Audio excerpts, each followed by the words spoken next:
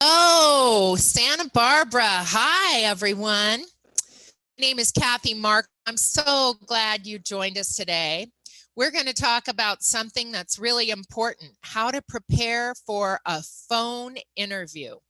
So I'll be clear about what type of phone interview we're talking about in a minute. I know people are just signing in.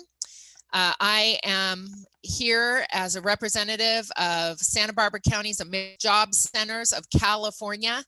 This is the premier federal organization at the local level here to support jobs first, a whole network of organizations that are our partners. And we're just thrilled that you're signing in today to this online webinar.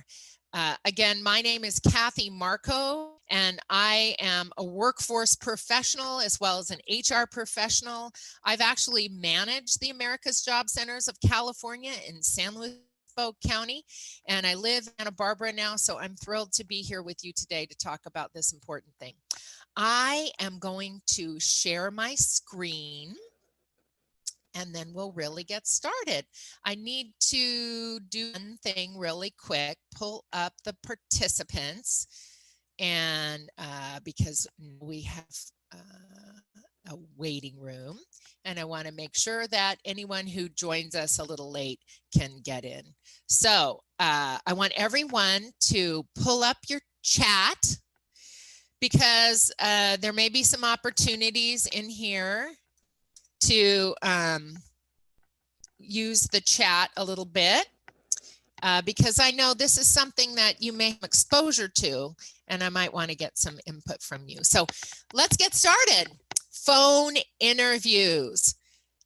This actually has always been a thing, and I'm going to talk about phone interviews more traditional sense. We have another workshop that's coming up that is about virtual interviews. So I'll clarify in my mind how I distinguish those two things, because what we're talking about today is the initial, really screening interview.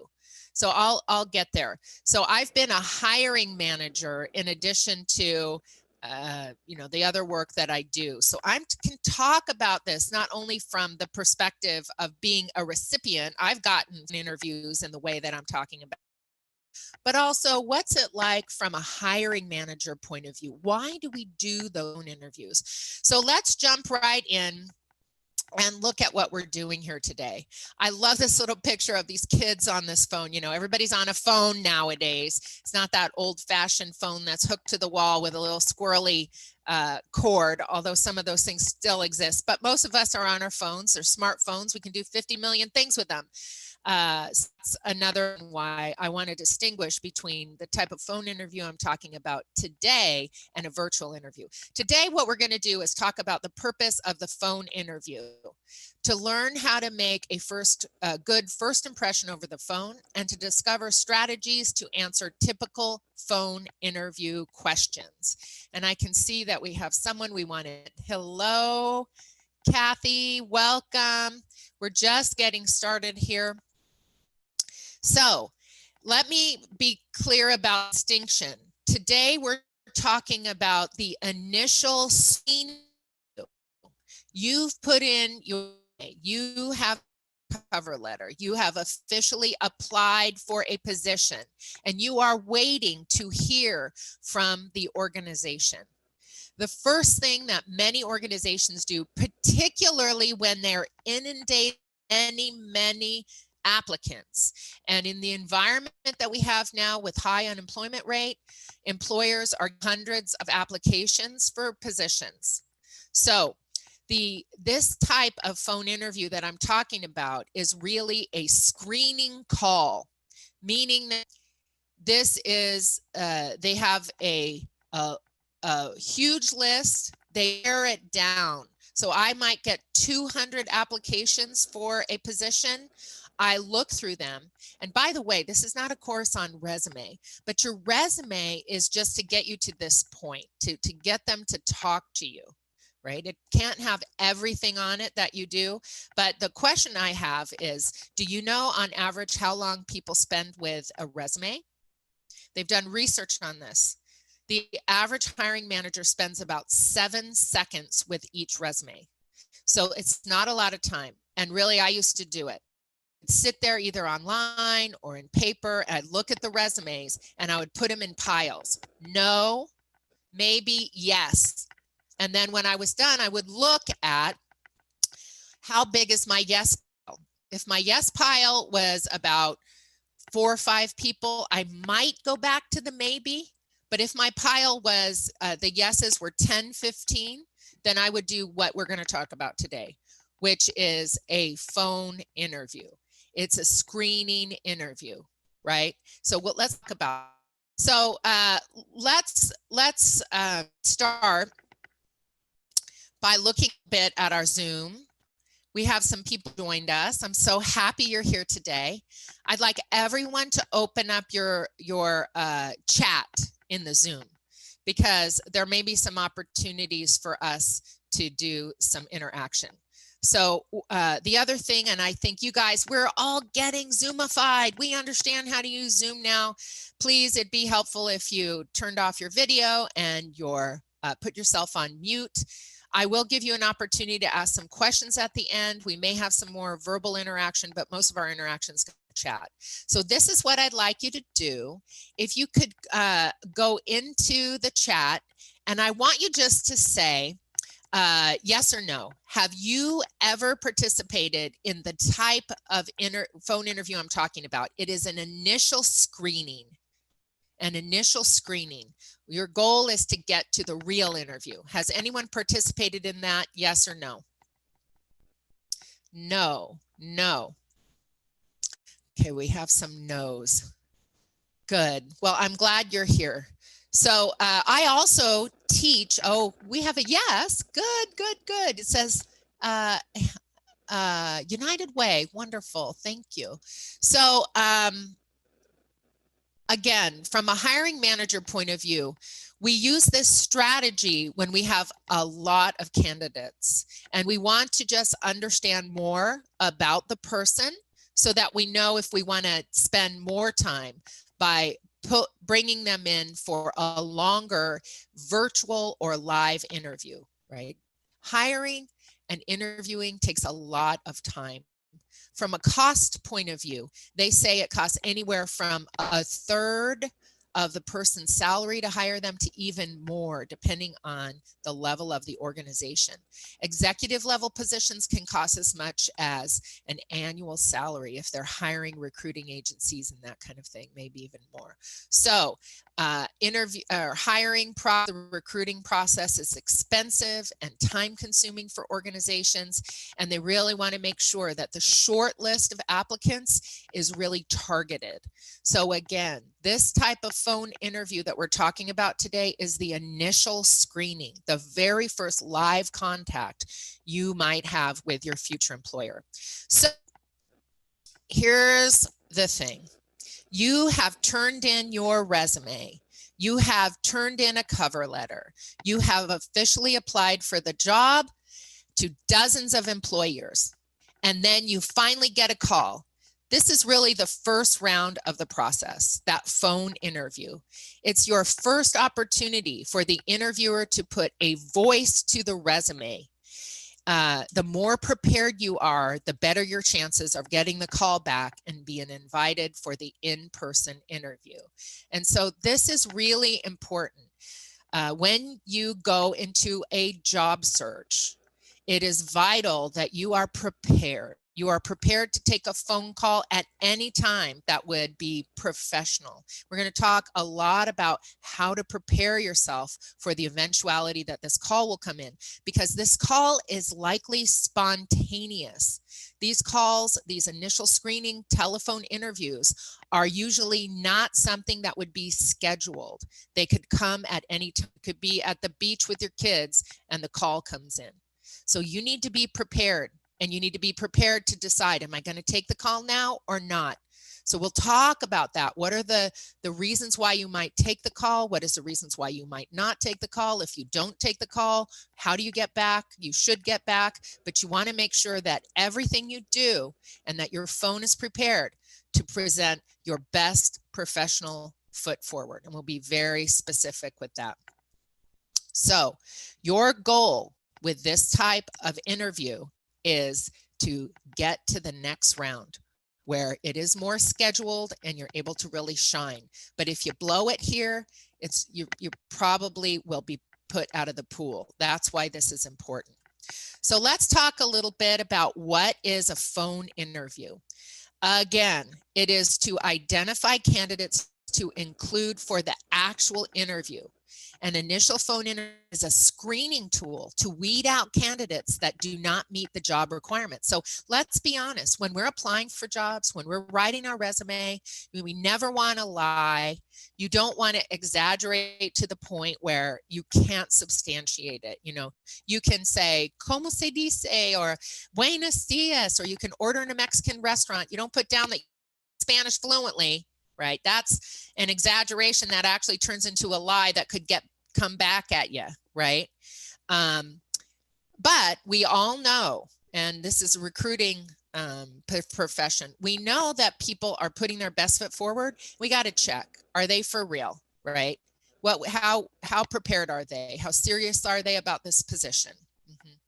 So this kind of initial phone interview, it could be conducted by a recruiter, not the hiring manager, right? So there's advantages and disadvantages to that. You may not be talking to your future boss. You need to keep that in mind. In fact, that could be a question that you can ask and you're in this type of interview. But, you know, a recruiter is someone who's trained to be able to really pay a lot of attention to the context of the conversation, how you're coming across. You know, people know you're calling them out of the blue. They may be unprepared, but how do you handle that kind of stress? I know when I used to make these kind of calls, the fact that it was spontaneous, I wanted to see, was the person going to deal with this situation? And if I call them and they don't answer, okay, the beach with their kids, that's fine. Are they going to follow up with me? And how long is it going to take them? It tells the recruiter things. They're really interested in the position or they're not interested in the position, right? How are they going to handle something that's unexpected? So you need to be prepared for that, okay? So again, it could be conducted by a recruiter, not the hiring manager. It costs anywhere from a few minutes to a half an hour. It's usually not a really long call. Usually though, the longer the call lasts, it may indicate they're more interested in you. So when I used to do screening calls, I had 3 or 4 questions. I wanted it to be very quick. And I actually wanted to know that people could answer these things clearly, concisely. If they were really confused or flustered, you know, I notice all these things. So again, you need to be prepared and we'll talk about it. But this is usually not a very long call. Again, it could last up to half an hour. I would try to make them 15 minutes or less because I'm just trying to see, is this a person I want to spend more time with or not? Sometimes the recruiters, this is all they do. They have a large organization of hiring managers. They have a position, customer service representative. They get hundreds of applications every day. They know that the frontline supervisors need these sales associates, customer service representatives. The recruiters make these calls, you know, an hour and a half every day, just trying to screen people to present to the hiring manager. Okay, so this is important. You need to know they're pretty quick. You don't have a lot of time to make that first impression. It may be conducted, again, scheduled or unscheduled, but mostly unscheduled. So when you're searching for that job, I've said it again, but I cannot emphasize this enough. When you start your job search, you need to be prepared for a telephone interview at any time. You cannot be too prepared. And we'll talk about what that means. So making a good first impression is vital. You know, I love this quote. It says, you never get a second chance at a first impression. And again, you have 7 seconds with your resume to get to this initial screening interview. You probably have 10 minutes or less to make this important. And I will tell you, I have ended calls in 2 or 3 minutes when I felt like, oh, I know for sure this isn't the fit. Okay. So one of the most important things is immediately upon starting a job search, you really need to listen to and your outgoing phone message and ensure that it's professional. We'll talk more about that. You need to be ready at any time, both mostly mentally to be able to take an unscheduled call. Now, that having been said, we will talk about should you take the call or not. You're at the beach with your kids. You know that it's windy, there's kids running around. That may not be the right time to take the call. But then what do? I want you to think about that. You need to be ready for any eventuality because, again, it's usually spontaneous. And I will tell you that I think most of these calls are made working hours. Now, working hours, it depends on industry. So if you're working in an office setting, likely it's going to be from 8 to 5. But if you're in, say, retail, hospitality, it could happen over a weekend. If you're trying to get into maybe restaurants, it could be at night. And even so, I applied for a director position in a nonprofit agency, and I got screening call at about 6:30 at night. And I took it, and it was actually with a hiring manager. I was really unprepared. I can take that back. I wasn't unprepared. I was shocked that they called me at that time. The good news is I must have done well because I got the job. But my point is that you really need to be prepared because a lot of times a hiring manager, particularly if it's a hiring manager who's making these screening calls, they're very busy all day doing their work. Going through the hiring process is extremely time consuming. And if they're busy professionals and they don't have a recruiter to support them, they may be calling you after hours because it's the only time that it's quiet, focused time for them. So you need to be about prepare yourself. So when you answer the phone, you got to always project a positive attitude. Now, what does that mean? You know, I'm an extrovert. I tend to be really, hi, and I can usually turn that on when I want. I'm not saying don't be yourself. You need to be authentic. If you're not, this kind of rah cheerleader kind of person, don't worry about that. That's not what I'm talking about. I'm saying you want to think about how you're speaking, the words you use. You want to be positive. One of the things that you don't want to do, don't complain about your former boss or the boss that you have now or the job that you've had. Don't complain about anything. Be positive. Show a positive attitude, particularly about that particular position and your interest in it. Now, having said that, and we'll talk about this again, you need to take good records of the jobs that you've applied for. And I know that this is a best practice that America's Job Center career counselors, DSS career counselors, EDD, anybody who is working with anyone in career counseling always says keep records. It is vital because you don't want to get a phone call and be like, who are you? What? You need to know who you applied to and have a sense of what the organization is. Because if I'm making these initial telephone calls and I call someone and they have no idea who I am or why I might be calling, that is a red flag to me. That means they're not interested in my job. So I have said this before. This is one of my big things about job search. I was taught when I was a kid, you work with someone to put together a resume. It's like written in stone. Now I say that because right here on my desk, I have this little stone. It says, nothing is written in stone. I think this is so funny. I hold it upside down for you guys. But that is true, especially now. When I was coming up, we would do our resume on a typewriter. And then we were told to go to the office supply store and buy parchment paper and get it professionally or a very good high quality copy machine, make a whole ream, 500 of these, and then send them out everywhere. I call that the shotgun method of applying for jobs. Just send them to everybody. The resume is the same. The cover letter is the same. It doesn't matter what the organization is. I can tell you this day and age with computer technology, there's no excuse for that. and recruiters and hiring managers can see right through it. I would be advertising for, I told you I used to run the America's Job Center, a career counselor. And I would get resumes that would say things like on the top, what's your job objective? It would say, I want a sales position in a growing company. Do you think that I'm going to give that resume even the 7 seconds? That goes in the no pile because it shows me they haven't really researched, read, they're not interested. They're just doing the shotgun method. That is not a successful method of looking for work. So what I suggest, and it's interesting because it dovetails with if you're on unemployment, EDD is asking you to apply to at least 2 jobs a week. That really sounds like, oh, that's not much. But here's the deal. If every week you apply to 2 jobs that you are qualified for, that you're interested, that you would like to work for that employer, you've done the research, you've customized your resume, customized your cover letter, truly interested in that, and you keep a record of that, this is really how we meet with success. So it seems maybe a little counterintuitive, like if I apply to more jobs, I'm more likely to get something.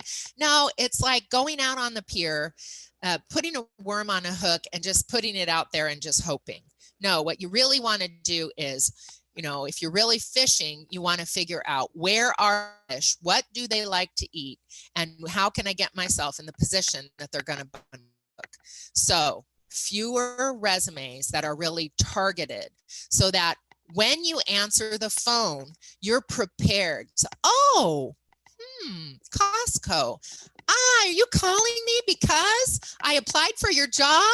Oh, that's great, right? You want to be ready and know who you applied for. It doesn't have to be perfect. Again, people know they might be calling you spontaneously, but once that call comes through, you better be ready for it.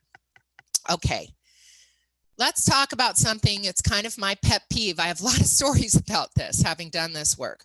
I want to ask you a question. What does your outgoing message say about you?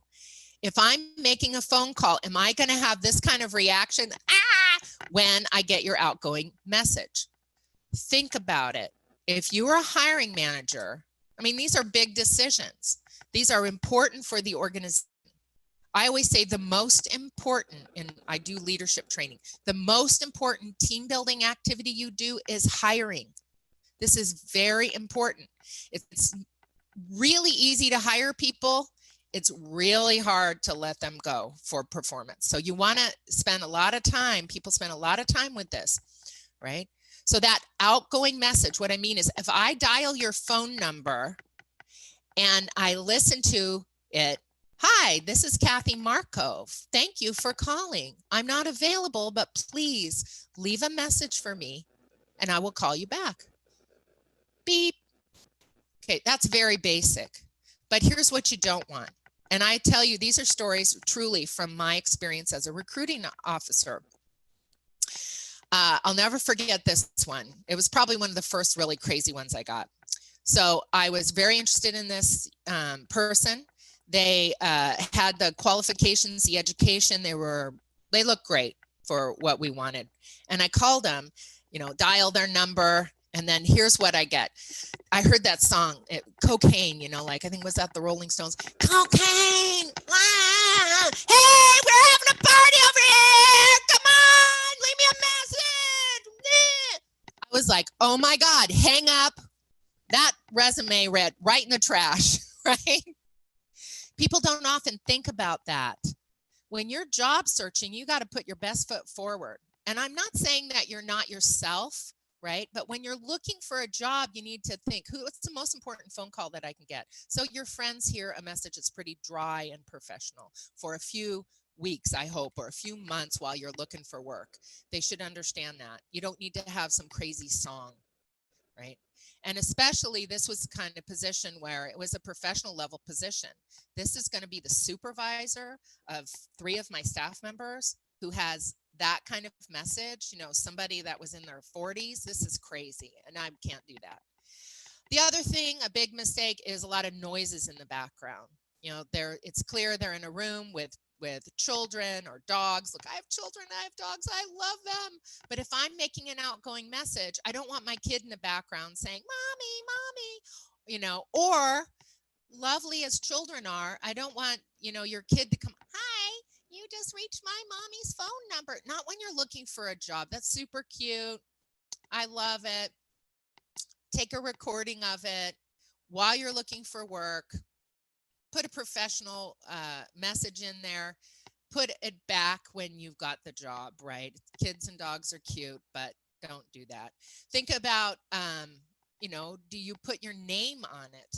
This is really important. Sometimes people, hey, you got me. Leave a message. And then here's the other thing. The message box is full. Look, I don't have time as a hiring manager. If I call you and you're not there, I can expect that. But if then I go to where your messages are and it says, I'm sorry, this mailbox is full. Am I going to call you back? You know, I got to move on. I've got a list of 20 people here I'm doing phone screenings for, right? That already is 3 or 4 hours for me, these calls, half a day. If you can't clear out your messages, what is that telling? That means that you're kind of sloppy, that you don't clean up your work, you don't pay attention to messages coming through. I don't have time to chase you around. So this is really important. So it's not only the message, it is also the ability for them to leave a message for you, right? You don't want to be too casual. This is a formal kind of an endeavor. This is the first impression that you're making. You want to make it good. So, you know, keep it simple. Hello, you've reached Kathy Markov. I'm so sorry I'm not here to take your call. Please leave a message after the beep. Bing. I've heard people sometimes leave their email. I go back and forth about that because I think people aren't often prepared to write that down. And a lot of times, you know, it goes so fast. If you've applied for jobs, you likely gave them your email. So I wouldn't worry so much about that, but I would make sure you clearly state your name and make sure it's the name that's on your resume. I know I'm married. I have 2 last names. Sometimes I use one and the other. I mean, I know that's crazy, but when I got married, that's what we did.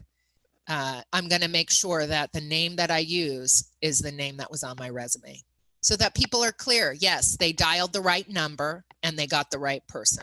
And again, it's not bad that they get your message, but your outgoing message has to be professional and not provoke the look on this guy's face, and that you are checking your voicemails and responding, I would say within 24 hours at the least, if not the same day. Get back to that person. Let's say you're on an interview and one of these calls comes in. Don't take it when you're in the interview. In fact, when you're in a real live interview, you should turn your phone off. But when you are, speaking of that, I'm going to turn my phone off. Yeah, that's another thing. When you are teaching class, turn your phone off. You don't want to be interrupted. But you come out of the interview, check your voicemail on a regular basis. Let's say that live interview or even Zoom interview was from 4 to 5 at night. Now it's 5 o'clock in the evening. Should you call that hiring manager back? You can assume they're likely to have a message if they're not there to answer the phone as well. I would call them that day. Hi, this is Kathy Markov. I got your voicemail. I'm so excited that you called me. I'm available tomorrow between 10 and 2 o'clock. I really look forward to hearing from you. And if those times don't work, please let me know when a good time for you would be. Leave another message, something like that. But you don't want anything weird. You know, you might want to show your personality. It's not a best practice. Please don't do that. So let's look at this. Here's how to make a really winning outgoing message.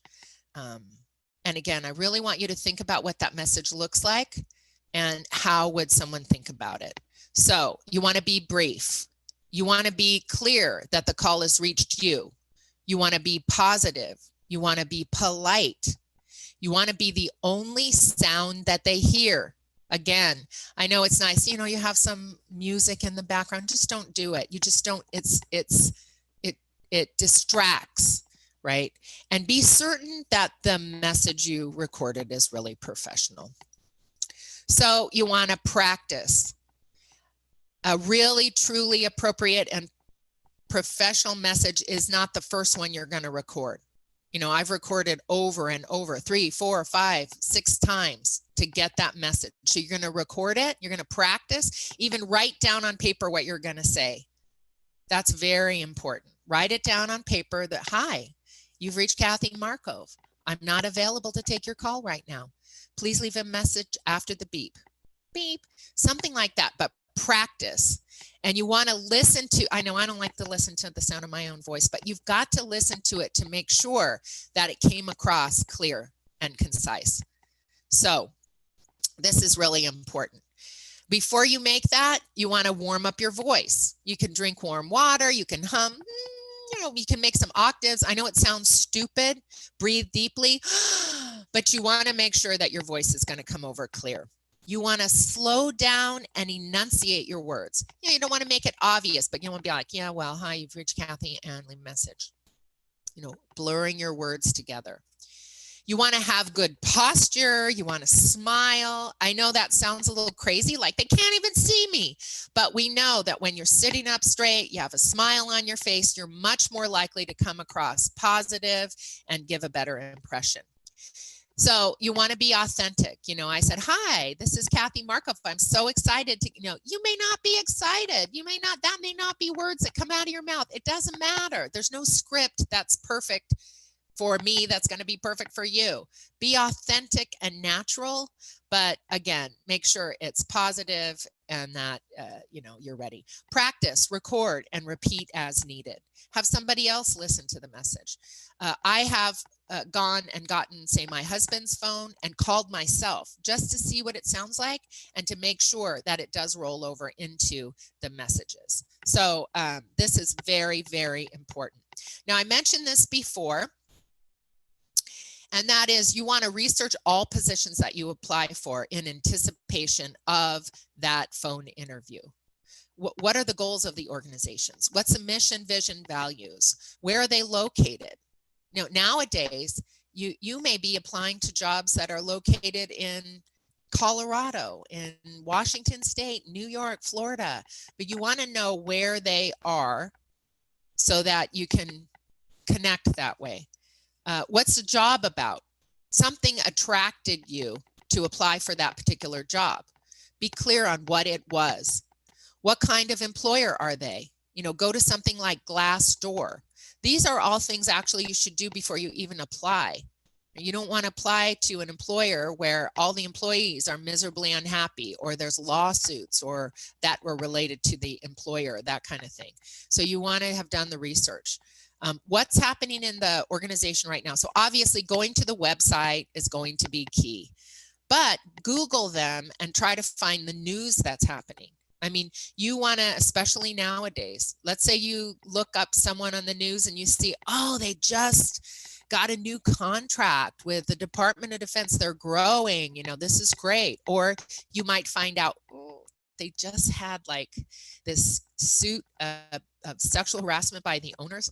Maybe that's not where you want to be. Or maybe you see that they just had a round of layoffs. May not be the organization you even want to apply for. And I would say this is the kind of research you want to do before you even apply. But through that, remember I talked about customizing your resume, customizing your cover letter. You do that not only by the job announcement, but doing this kind of research on every job you apply for. And just because you see a job that, you know, a little paragraph on it sounds perfect, when you do this research, you're going to see you are checking out the employer as much as they are going to be checking out you. But you know, again, the shotgun method of applying to everything, recruiters see right through it. So you do this research and you're tracking, you're keeping notes, however you do that, in paper, electronically. Sometimes I send texts myself. I know that sounds silly, but at least it's right there. It's trackable. I can see, oh, on this day, I applied to this job and I was interested in it because of XYZ. This is the kind of thing you want to have at the ready. So, you know, I mentioned to this, where do you find this information? The website, newspapers, and, you know, online, that kind of thing. Business, periodicals that again are posted online, those kind of things. So here's the big question. You get the phone call. Do you answer it? Do you not answer it? So you're looking for work. Your phone rings with an unknown number. Should you answer the phone? In the chat, let me know. Would you answer the phone or not? What would be the parameters where you would? What would be the parameters where you don't? Again, open your chat, and the question is, you're looking for work and the phone rings and it's unknown number. What would be the parameters that you would or wouldn't answer that call? Should you answer the phone? Put it into the chat.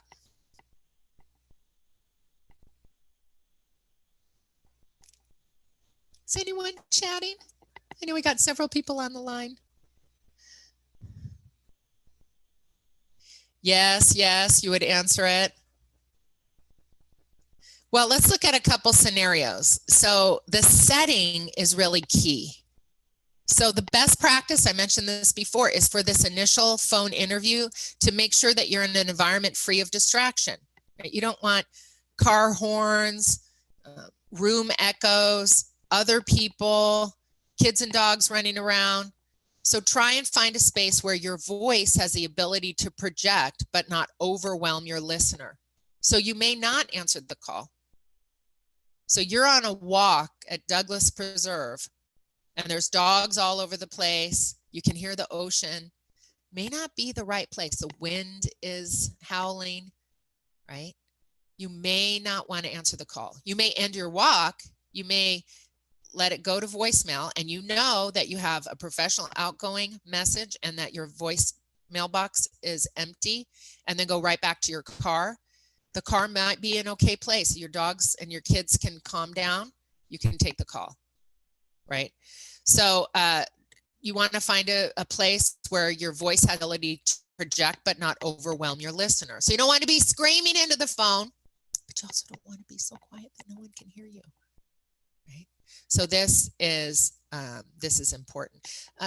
Kathy asks, should you send the call to voicemail? You might, but again, your voice mailbox has to be set up correctly with a professional outgoing message, and that the box can accept messages. That's okay, because if recruiters are calling you out of the blue, they know you may be in another interview. And even if you're at Douglas Preserve or at the beach with your kids, I would say, hi, I'm at the beach, because people are going to want to know, what are you doing during this time of unemployment? Oh, you're going to the beach every day. I guess you don't really want to work. You say, oh, well, I was in an interview. Make it sound like everybody wants to hire you. Right? This is it. So say, I'm sorry I couldn't take the call. I was on another interview, but I'm available to you. I'm so happy that you called. Right? Okay. So you want to make sure that you sound confident and comfortable. So again, you only want to take that call when you're in a good space and you feel like you can project confidence and you feel really comfortable. And having said that, when you take that call, I know sometimes I can be a pacer. Now with Zoom, I can't pace around when I'm on the phone, but you can walk around as long as, they're not hearing your steps. But in a room where it's just you, is it better to be sitting down? Where's a comfortable place for you to make these calls? Smile, put energy behind your words. These are two things that people can pick up. Again, if you just put a smile on your face, you'll come across positive, and you want to make sure that you're energetic because they're trying to gauge your interest in the job. So they can't see your body language, but they can hear you over the phone. And so they're trying to gauge, is this somebody I want to take to the next level? Right? So this is really important. So again, if you didn't take the call, you need to have a plan. How are you going to follow up? When are you going to follow up? Where are you going to follow up? If you did take the call and you realize it's a mistake, like, oh, I'm at the beach with my kids. Do you think it would be okay to say, oh, hi, I picked up the phone because I'm so much looking forward to you, but can I call you back? Would you say something like that? I think that would be reasonable. But you want to make sure that if you're not really in the right place and you pick up the phone, that you're honest and you say, hey, I'm really looking forward to talking with you. I picked up the phone because I was hoping you'd call me back, but to be honest, it's not a great time. When can I call you back where we can talk? And then follow up, make sure that you do that. You always want to come across professionally. So, what are some typical phone interview questions? Here are a few, because again, these are initial screening calls. They're not going to be long, and you need to, I would say if you're prepared to answer these 4 questions, you'll be well prepared for that. And preparing for a longer interview is a little bit different process, but these ones you want to be prepared for. And they're similar, but in a phone's interview, a screening call, you're not going to have a lot of time to go into a detail. So why don't you tell me about yourself? You know, sit down with a pen and paper, brainstorm all the possible answers, and pick one that you think projects what you want to project professionally. Could you summarize your resume, right? This is why you need to know who you're talking to. So when I say that you need to customize your resume, I am not saying that you start from scratch every time. In fact, I have a 2, 3, 4-page resume that has pretty much everything I could possibly think of that I'd like to do, that I have done, that I could demonstrate. And then when I apply for a job, I use that as a template. So I pull it up, it's in Word, I save it again, you know, K Markov resume for Northrop Grumman, 2020. And then I look at the job announcement and I eliminate everything in there that isn't relevant to that particular position. You know, if I'm applying for a supervisory position, I'll put everything that I did about supervising, but they don't have to know, they don't care that I grant wrote. That's icing on the cake to them. But if they're not asking for that, then I'm not going to put it on the resume, because I want to get my resume, depending on how long you've worked, most resumes should be only 1 page. It's a teaser, right? We're in the United States, we don't do what they call a curriculum vitae. A curriculum vitae is used some professions, in education, in medicine, research, but usually resumes in the United States, and I say that because in Europe, everybody wants to see a lengthy curriculum vitae of everything you ever did. That's not the case here.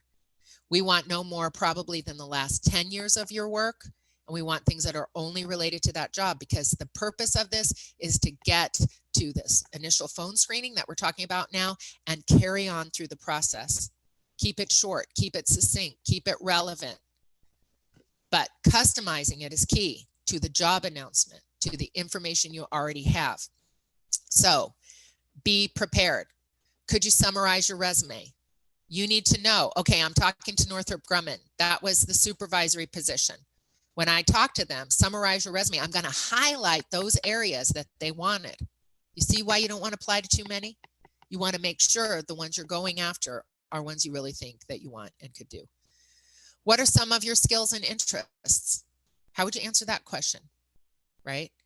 Keep it professional. They don't want to know, oh, well, I make jewelry and I can sew and I love to garden. Unless that's what you're applying for, keep it in the professional realm. Those kind of questions can throw people off. And as a recruiter, I don't want to be coaching you during the interview and saying, actually, I'm looking for the things that are related to this job. You should know that already and be focused on that. Why are you interested in this position? Again, you want to make sure you've targeted these positions that you're applying for so that you can really answer that question. Why are you interested in this? So,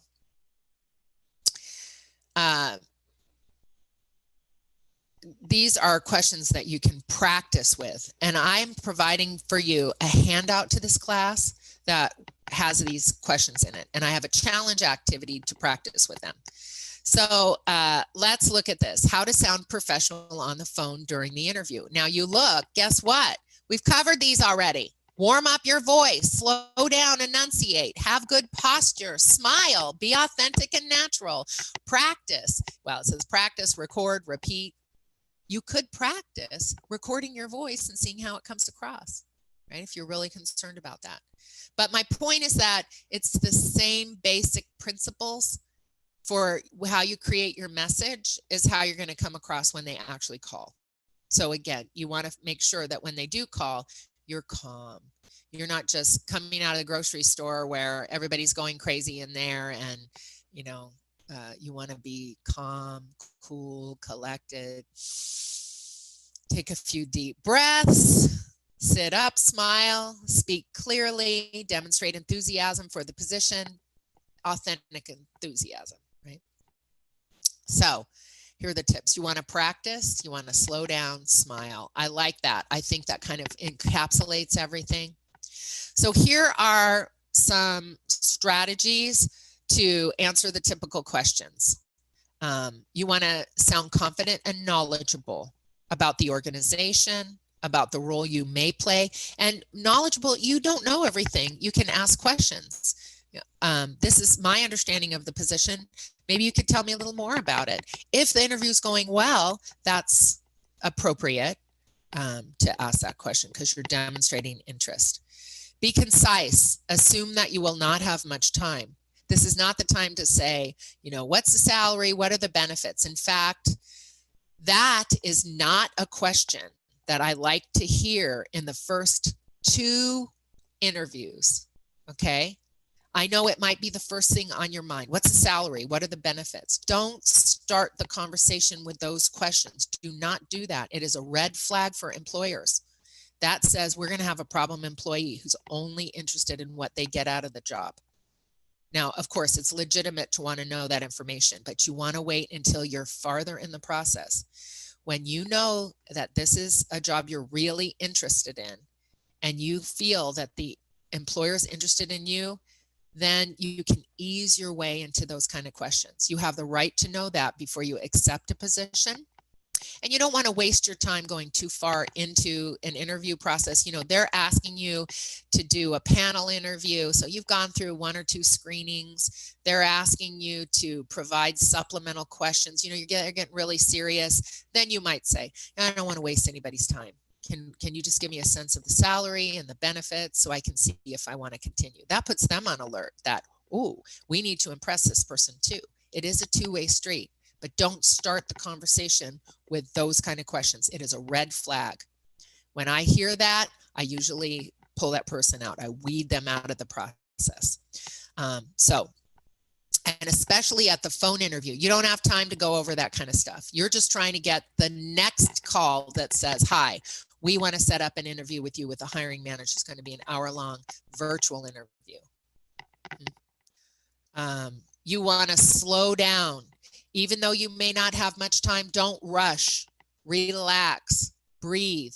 People would rather have concise, calm answers than, let me tell you all about myself. No. They're going to think, oh my God, this person's going to drive me crazy. And you want to be authentic and energetic. I'm very energetic, and I know a lot of people aren't like that. That's not what I'm saying. You're not going to be anybody but yourself. But you don't want to be like, oh, yeah, well, I guess I applied to your position. It's not really a good time to talk. No, they're not going to have it in you. Okay. So when you're looking, you need to be prepared. You could get these kind of calls at any time. And you do have a choice to answer or not. And make sure you answer when you're in a state when you can project confidence, knowledge, energy, enthusiasm, interest. So the calls come through. You've taken it. You are proud. You have presented your professional image. You've done your best. You need to know that you can certainly do a follow-up. But the key to this is that you've asked for contact information. This is why, again, you don't want to take it when you're at the beach. You don't have a piece of paper to write down their name. You usually have the phone number if you're calling on a cell phone, but it's okay to say, hey, can I have your email? What's your name? Can you spell that for me? What's your position? Those are fair questions that you can ask people, and this allows you to do a follow-up. So after every phone interview that you complete, it's best to send a little thank you note. This day and age, handwritten notes are great. I think a handwritten note is fantastic after it, you get farther in the process. For this initial phone screening, an email is fine, but make sure it's customized to the person that you talk to. So you want to thank them for taking time out of their schedules to talk to you. So you're acknowledging understanding of their position. You want to let them know that you're looking forward to meeting them and discussing the position in person. And I would say you want to send this within 24 hours. Now, sending a quick little email. You might want to add some more information. You asked me about the highlights of my resume. Here are the top 3 things I want to reiterate or really love you to know, and make it consistent with what you said. But it's okay to add a little bit, but this is not a long email. This is pretty cut and dry. It's just to make that connection. And you make it easy for them. If you write them, then your email is in their email box, and it's very easy for them to respond to you. So when you write this note, make sure there are no spelling errors. I am not a good speller. I have never been a good speller. I'm a terrible speller. Thank goodness for computers and spell check. If it wasn't for that, I never would have made it through college or graduate school. But nowadays, there is zero excuse for a spelling error. Do not send anything that has a spelling error. I've seen spelling errors on cover letters, resumes. I put them in the trash. If this person is too lazy to check their work, right? And nowadays, you write an email, you should have automatic that the misspelled word comes up in red. There's no reason. It's just a habit. Everything you write should be spell checked. Everything. Direct it towards the right person and the right company. That's a big mistake. I'm working for a nonprofit, and they say they want, thank you so much. I learned so much about your company and how, profitable you are. Well, we're not for profit. You don't understand. I'm not going to talk to you again. Express your interest in the role. Send it in a timely manner. So a prompt thank you note will keep you fresh in the mind of your future employer, and it will encourage them to move you forward in the interview process. And if you initiate that email, very easy for them to respond to you. You're wanting to make it easy for them to get in touch with you again, to bring you in for a longer thing. So we want to manage your expectations, right? Remember that this is an initial screening, and looking for a job is like fishing. Sometimes you're and sometimes you're the fish. Okay, so what do I mean that? Sometimes you are searching for the employer. Sometimes the employer is looking for you, right? This is, let's say someone calls you for one of these screening calls. You're prepared, you're ready, and you hear a lot of noise in the background, especially this day and age when people are working from home. There's kids screaming in the background. They're, hey, shush, I'm on a call. They're doing that for you. Maybe this isn't the employer for you. Remember, important a decision it is for employer, it's a very important decision for you. You don't want to get in a job where you're miserable, right? So managing your expectations. If you have an initial screening call and you're not thrilled with what happened, then you need to think. I'll tell you, again, the job that I did get the job for a director level position, but the hiring manager called me at 6:30 at night. I wasn't happy, to be honest. And I wasn't sure if I wanted to carry on, because what that indicated to me, they expect you to work all the time. And I told you I did get the job. The expectation was that I was available 24 hours, 7 days a week for this employer. That was one aspect of the job I did not like, but I liked my boss and I liked the work that I was doing. So, you're not going to find a perfect fit, but you do notice those things. And I knew before I took that job that this was going to be a job where they expected me to do a lot of work and be available to them at any time. And it proved true. But I was willing to do that because it was a great job. And I did love my boss. The boss and I have become good friends. We still keep in touch, even though neither of us are working for that organization again. But you do notice those things, right? So again, are you the fisherman or the fish? You are checking them out as much as possible. But notice too that this is a screening. Don't feel bad if they don't call you back. Feel happy that you made it through that first screening. And again, they may not be good at follow-up. Some organizations are really terrible, especially if it was the hiring manager. They're moving so quick. Don't be offended by that. But you should hear fairly soon. And if you don't, you know, move on. This is why you want to have a lot of different opportunities. If you apply to 2 jobs you really want every week, in a month you'll have 8 jobs that you're going after, and just, you know, move on, keep going. Don't get discouraged. This initial phone interview is really a screening tool. And remember, if they don't call you back, it means that they're not interested. It means you would not be happy there. They know their organization, the culture, they're looking for specific things. And if in that initial screening it didn't meet the mark, if you feel confident that you were prepared, you know, you did your best to make a good first impression. If it didn't take, be happy that, you know, they've moved on, and you move on and find that right fit for you. That's fine. Let's do a summary of our best practices of this phone interview.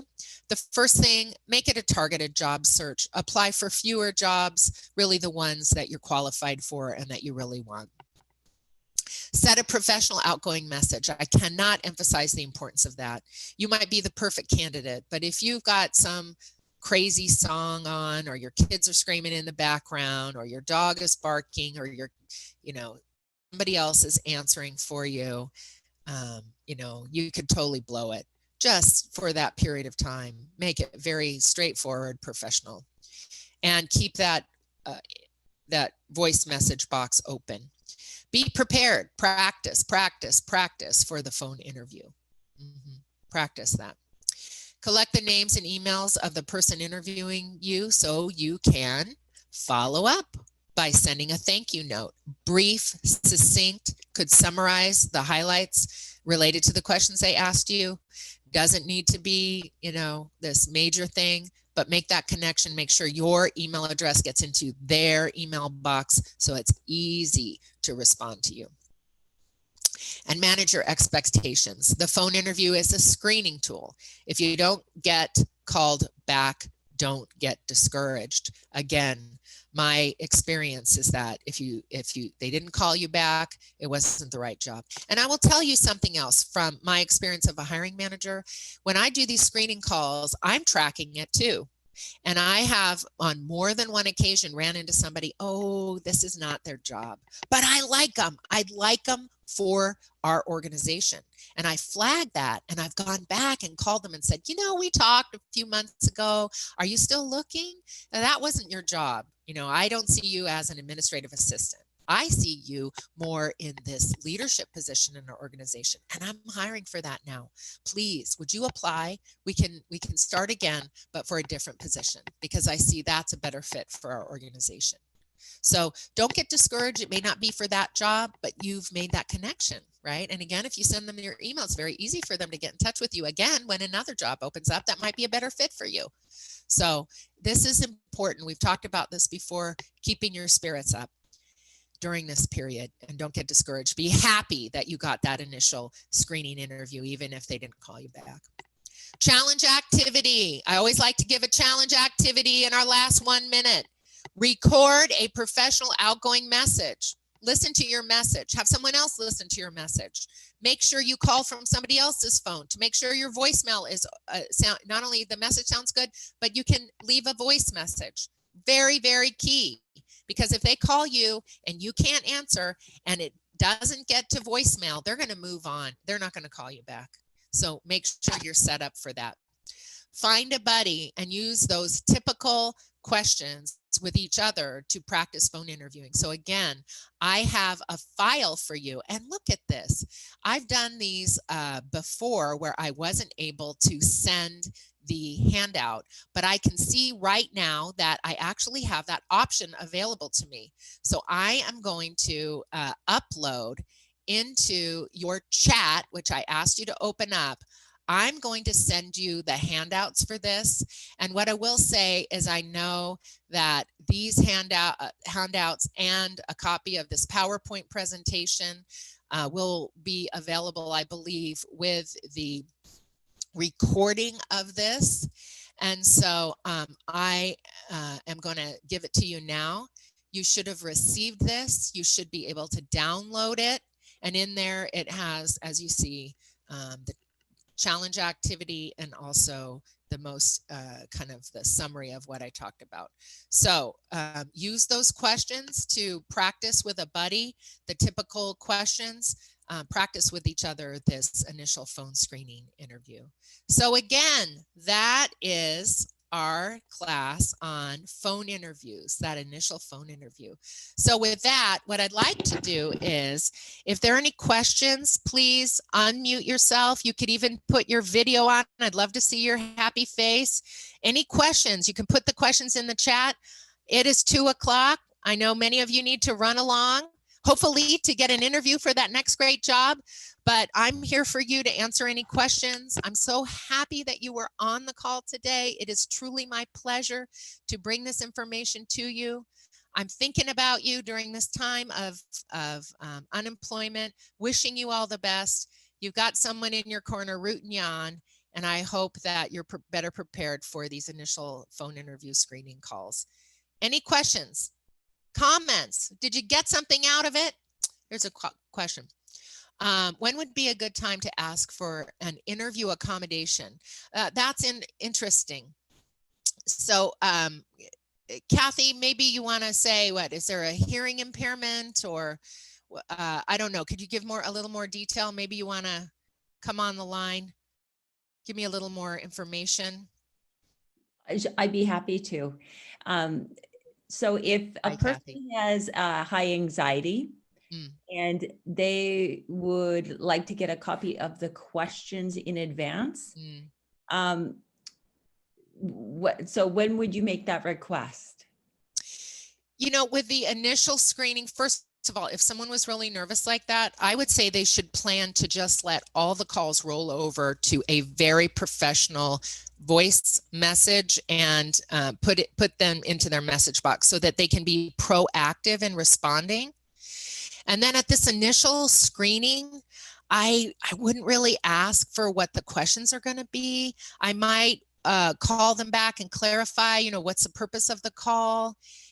If it's a longer interview, I'd like to be better prepared by asking for that. It's a little bit delicate. You know, they are going to want to see how would you respond to something that's a little more spontaneous.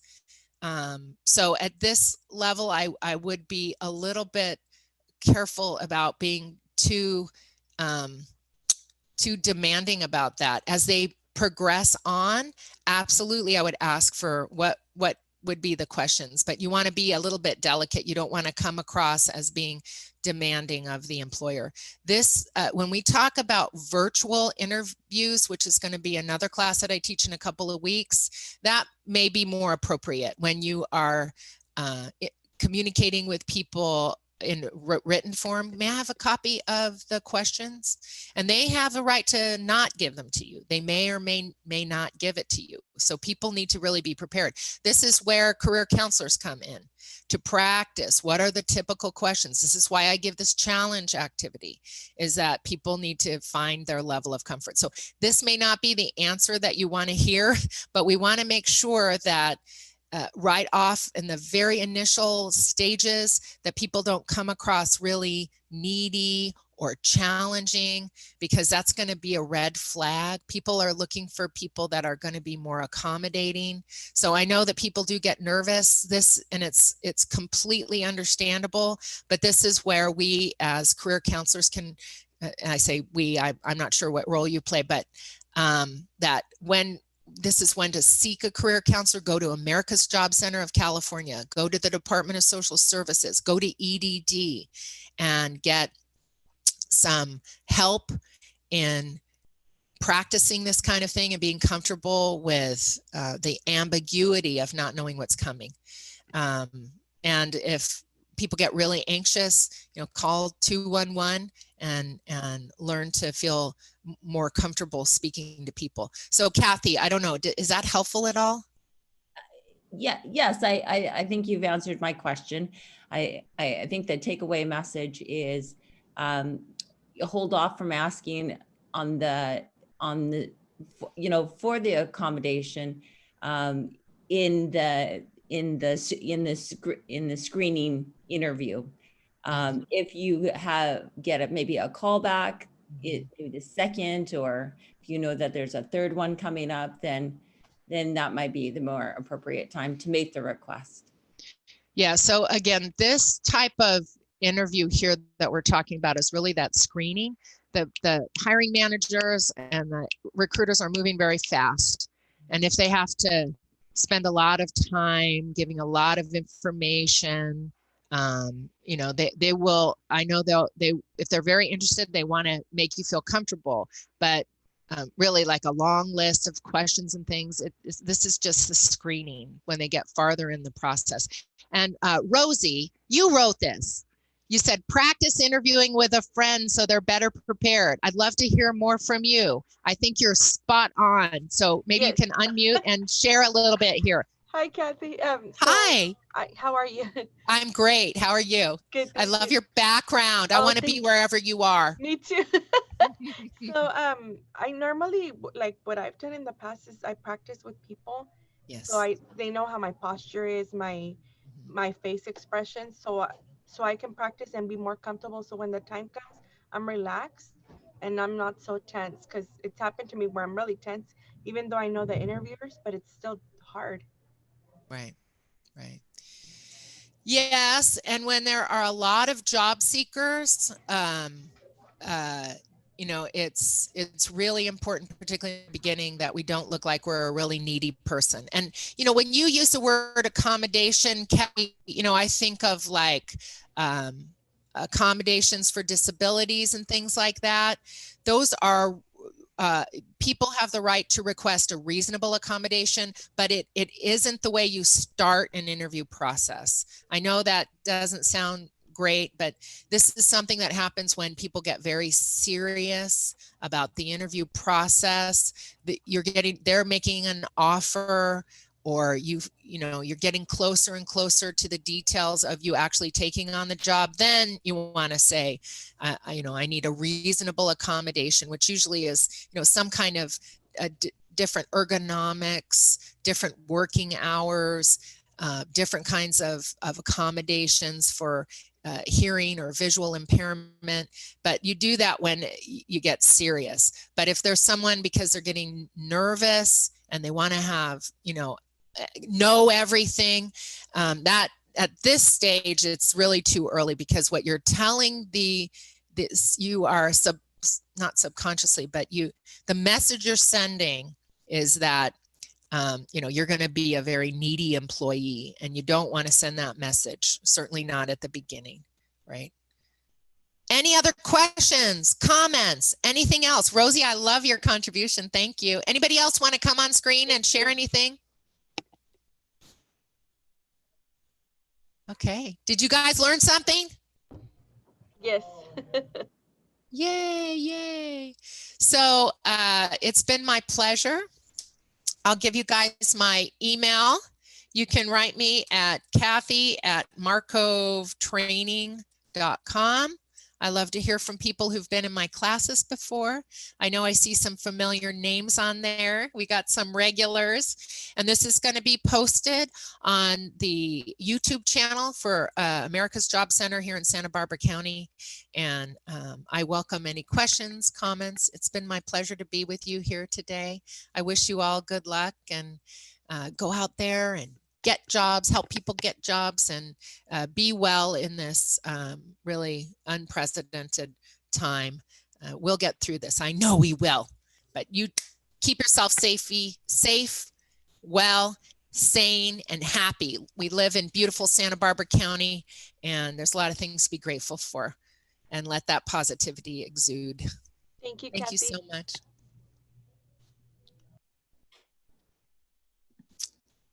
So if there aren't any more questions, I'll probably end the meeting, but I'm happy to take any more. Okay. Bye, everyone. Bye, Rosie. Thank you, Kathy. Oh, thank you so much, Bye. Peter. It's my pleasure. All righty. So we'll see you, I guess, dates? We have a date already, right? Yeah, yeah, we do. Here, hold on.